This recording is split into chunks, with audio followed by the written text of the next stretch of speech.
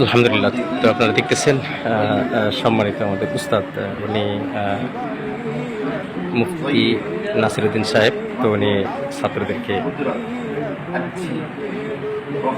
দেখাই দিচ্ছেন কিভাবে পরীক্ষা দিতে হবে আর কি।